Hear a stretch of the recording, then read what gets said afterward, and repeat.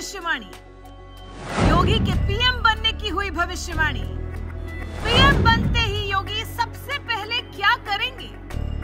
योगी की सत्ता में देश में आएगा कैसा बदलाव? मोदी के बाद क्या दिखेंगे योगी बाबा? जानने के लिए देखिए धर्म ज्ञान। जो राम को लाए हैं हम उनको लाएंगे। 2022 के यूपी चुनाव में यही नारा गूंजा और कमल खिलते ही योगी आदित्यनाथ फिर से मुख्यमंत्री बन गए। प्रदेश में बीजेपी को ऐतिहासिक जीत दिलाकर योगी ने 37 साल बाद कई रिकॉर्ड्स अपने नाम किए। प्रदेश में बीजेपी भारी बहुमत के साथ बैक टू बैक सरकार बनाने में कामयाब रही और तो और सत्ता में बुलडोजर बाबा फिर से छा गए। आज की तारीख में योगी आदित्यनाथ का कद उनकी उम्र से भी ज्यादा बढ़ गया है। पीएम मोदी के बाद पार्टी संगठन में नंबर 2 की हैसियत अगर किसी की है तो वो चेहरा कोई और नहीं बल्कि यूपी के मुख्यमंत्री योगी आदित्यनाथ हैं। देश को ही अपना परिवार, देश को ही अपनी पूंजी और देश को ही अपना सब कुछ मानने वाले योगी आदित्यनाथ की निष्ठावान राजनीति ने लोगों के दिलों को क्या छुआ। यूपी की जनता ने एक झटके में फिर से योगी को सत्ता के शीर्ष पर बिठा दिया। कहावत है, केंद्र का रास्ता यूपी से होकर गुजरता है।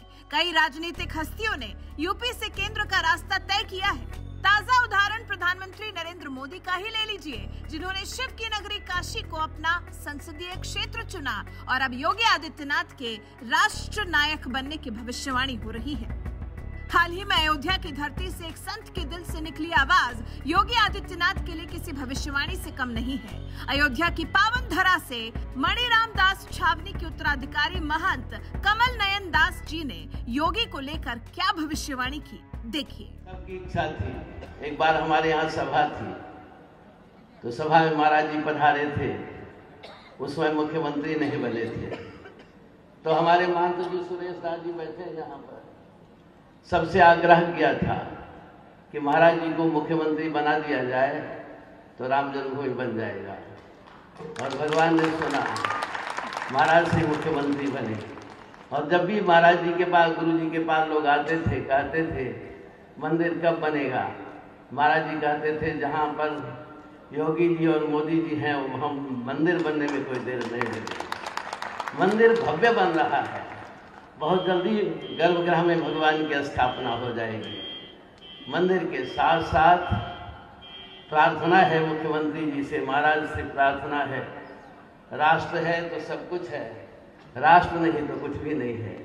इसलिए राष्ट्र के ऊपर जो कुछ संकट चल रहा है, विषम परिस्थिति चल रही है, हमारे मुख्यमंत्री जी सब प्रकार से सक्षम हैं। और इतना ही नहीं, देखते रहिए आगे राष्ट्र की भी बागडोर हमारे मुख्यमंत्री जी के हाथ में आने वाली है, निश्चित बात है, कोई संशय नहीं।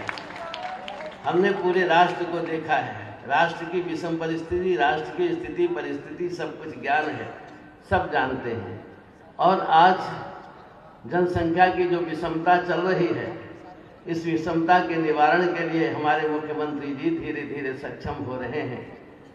समान संहिता आएगी और यह जो हिंदुओं को 2 नंबर का नागरिक बना दिया गया है, आज जो हमारे बच्चे गलत इतिहास पढ़ रहे हैं, ज़्यादा चर्चा हम नहीं करेंगे, गलत इतिहास पढ़ाया जा रहा है, ये सब कुछ दूर होने वाला है। और यह धारा भी संविधान से, धारा 30 इत्यादि जो बनाई गई है, इसकी चर्चा हम नहीं करेंगे, ये भी दूर होगी, निश्चित है। और राष्ट्र की रक्षा के लिए समान संहिता भी आएगी, राष्ट्र अखंड होगा, यही मुख्यमंत्री जी से भी प्रार्थना है, आप लोगों से भी यही आग्रह है, आप लोगों से भी यही प्रार्थना है, आदेश उपदेश है कि सब प्रकार से हम राष्ट्र की रक्षा के लिए तैयार रहें।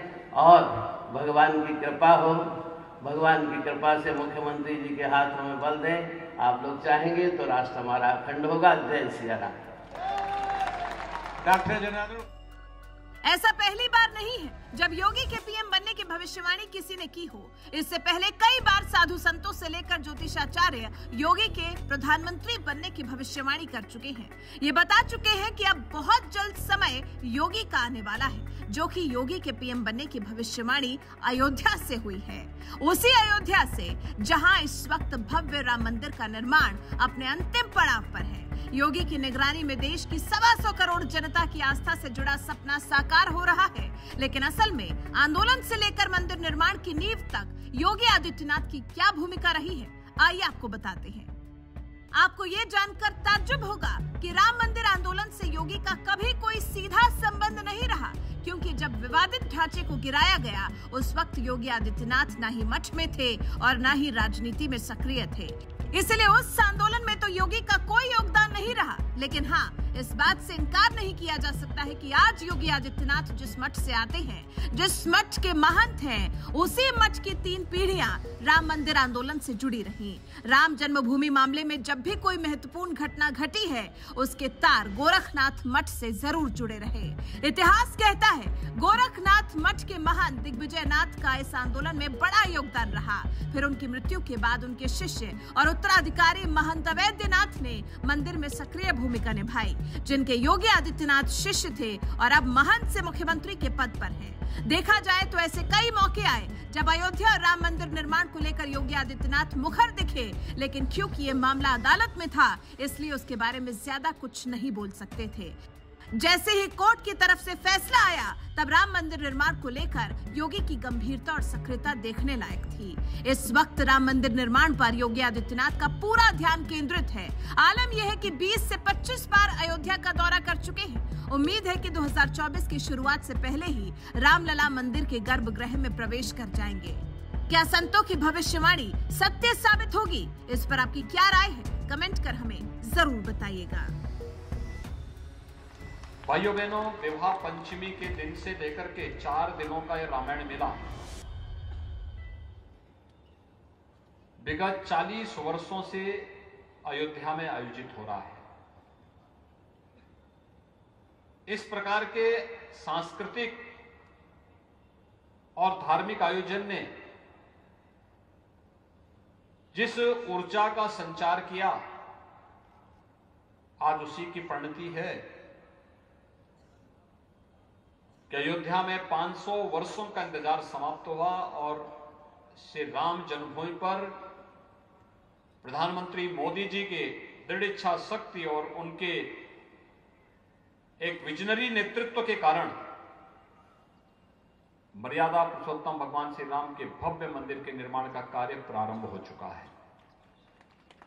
ये केवल अयोध्या वासियों के लिए ही नहीं, पूरे भारत और पूरे देशवासियों को, पूरी दुनिया में जितना भी सनातन हिंदू धर्मावलंबी रहता है या दुनिया में कहीं भी कोई पीड़ित और प्रताड़ित मानवता है, उस हर व्यक्ति के लिए एक नई प्रेरणा और गौरव की बात है। इस वर्ष आपने देखा होगा दीपोत्सव के कार्यक्रम में स्वयं प्रधानमंत्री जी यहां पधारे थे और दीपोत्सव के कार्यक्रम को वैश्विक स्तर पर जिस प्रकार की मान्यता प्राप्त हुई है, एक नई अयोध्या के बारे में भाइयों बहनों हम सबका ध्यान परवश व आकर्षित करता है।